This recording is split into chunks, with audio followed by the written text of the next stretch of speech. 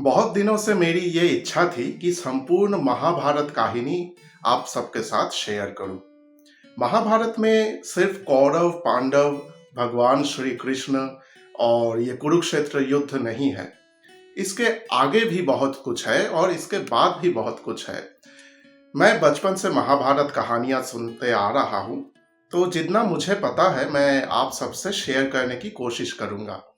हाँ, ये बहुत सारे एपिसोड्स में बाँट जाएँगे, लेकिन मेरी कोशिश यही रहेगी कि हर एक एपिसोड की ड्यूरेशन मतलब टाइम ड्यूरेशन बहुत ही कम रहे, ताकि आपको देखने में और मुझे कहने में कोई प्रॉब्लम ना आए।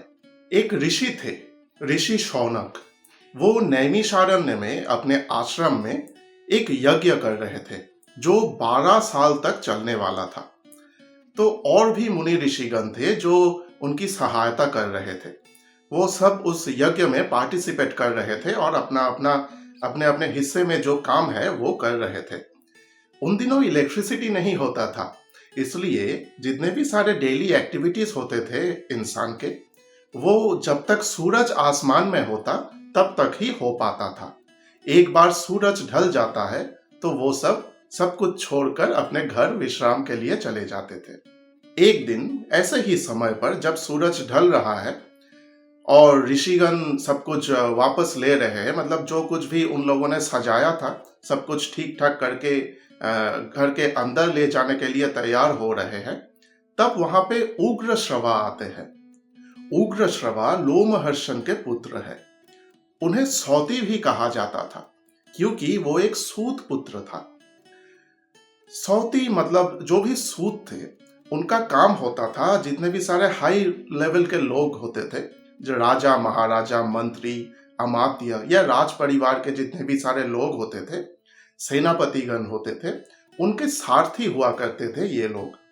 और एक खूबी थी इन सब में कि जितने भी सारे पुराण कहानियां थे, शास्त्र उपनिषद पुराण इतिहास आदि जितने भी सारे ज्ञान होते थे, ये सब वो रट्टा मार लेते थे और जगह जगह जाके उनके प्रचार करते थे, उन्हें सुनाते थे लोगों को।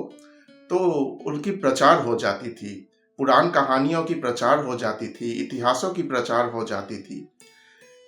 तो सौती या उग्र श्रवा आश्रम में पधारते हैं। ऋषिगण कहते हैं, अरे वाह, बहुत साल पहले हमने तुम्हें देखा था, अब बहुत साल हो गया है, क्या तुम हमें भूल गए हो? तो सौती ने कहा, उग्रश्रवा ने कहा कि नहीं, मैं भूला नहीं हूं, मैं थोड़ा व्यस्त हो गया था, इसलिए समय नहीं मिल रहा था।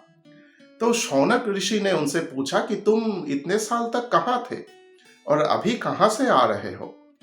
सौती ने कहा कि मैं राजा जन्मेजय की सर्प यज्ञ में था। आप सबको पता ही होगा, एक इंसिडेंट था कि एक सर्प यज्ञ हुआ था, जिसके बारे में मैं डिटेल में जरूर डिस्कस करूंगा।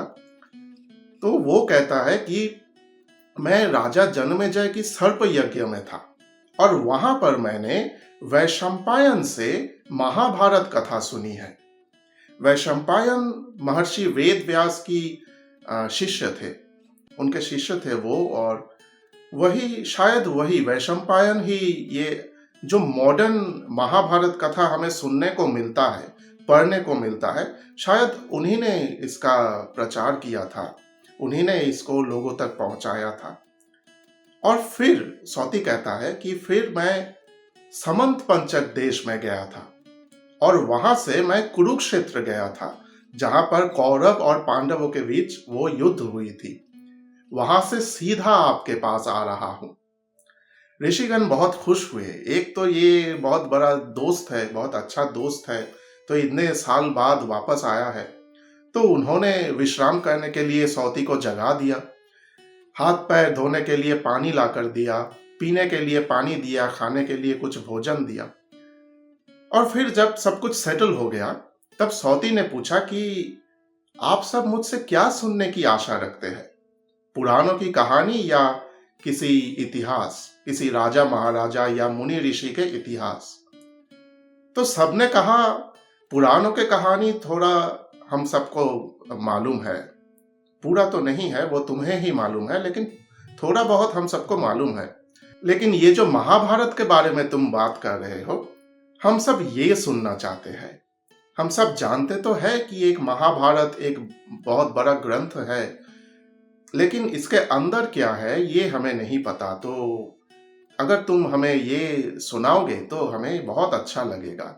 सौती ने कहा, ठीक है, मैं जरूर आपको महाभारत के जितने भी सारे कहानियां हैं वो सब कुछ सुनाऊंगा। और फिर वो एक इंट्रोडक्शन देते हैं महाभारत के।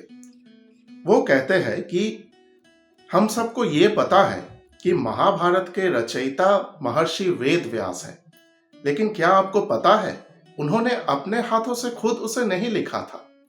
तो ऋषिगण कहने लगे कि ये कैसी बात हुई, तो कैसे उन्होंने रचना किया।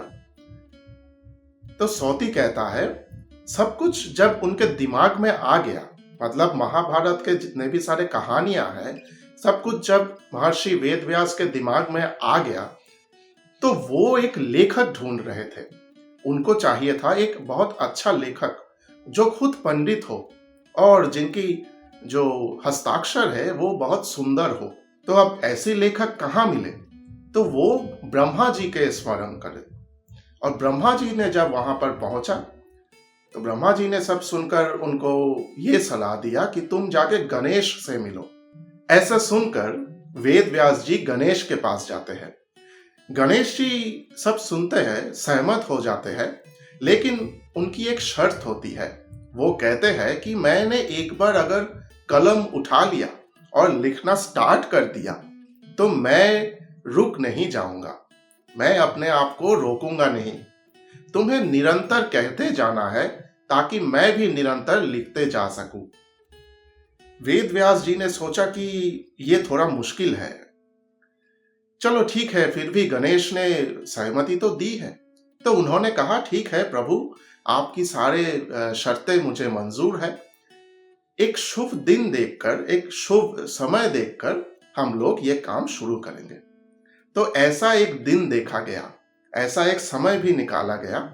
गणेश जी आए तो उन्होंने लिखना स्टार्ट करने, मतलब वो बस रेडी हो रहे थे कि अभी मैं लिखना स्टार्ट करूंगा।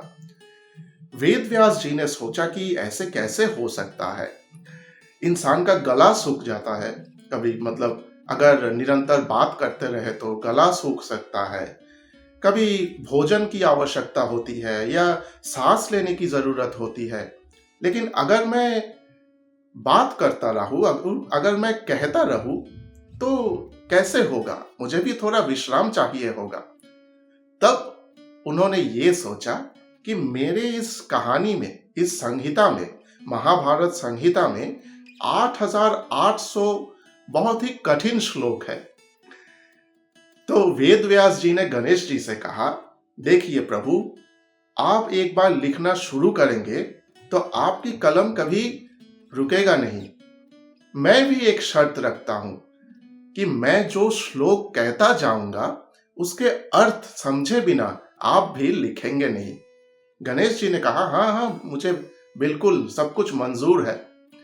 तो ऐसे स्टार्ट हुआ लिखना महाभारत संहिता।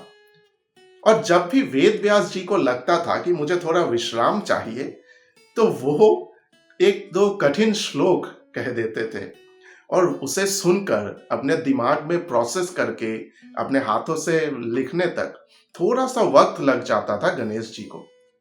उस अवसर में वेद व्यास जी थोड़ा पानी पी लेते थे, थोड़ा सांस ले लेते थे। ये बहुत ही मजेदार है। तो ये कहानी, मतलब ये ग्रंथ लिख तो गया, मतलब आ तो गया लोगों के पास। पहले ये कहा जाता था कि ये जो ओरिजिनल ग्रंथ था जिसे गणेश जी ने लिखा था, ये बहुत ही बड़ा था, इसमें बहुत सारे श्लोक थे, लेकिन शायद ये कहीं खो गया।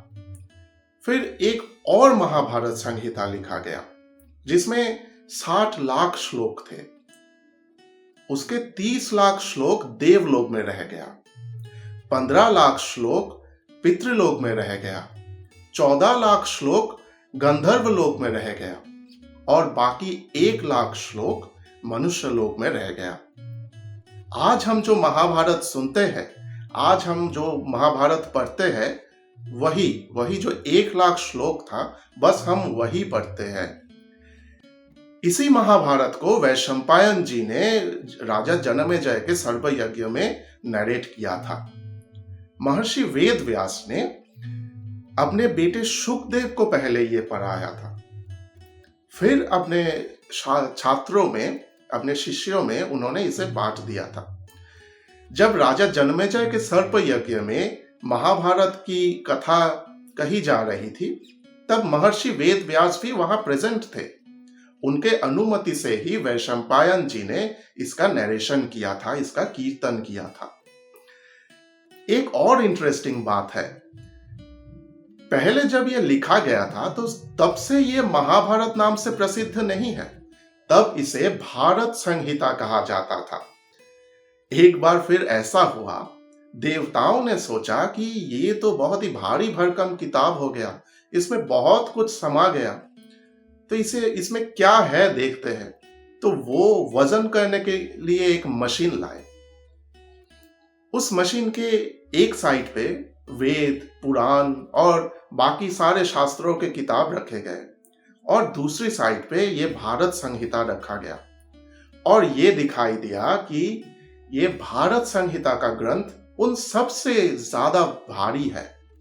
सबसे इस भारत संहिता ग्रंथ का जो वजन है वो सबसे ज्यादा है। शायद इसीलिए इसे तब से महाभारत कहा गया। और ये भी कहा जाता है कि जो भारत में नहीं है वो भारत में नहीं है, मतलब जो कुछ भी महाभारत में नहीं है वो भारत देश में भी नहीं है। अब ऐसा क्यों कहा जाता था, ये हम अनफोल्ड करते जाएंगे। जैसे जैसे एपिसोड्स आगे बढ़ते जाएंगे, कहानियां आगे बढ़ते जाएंगे, आपको खुद इसका पता चल जाएगा।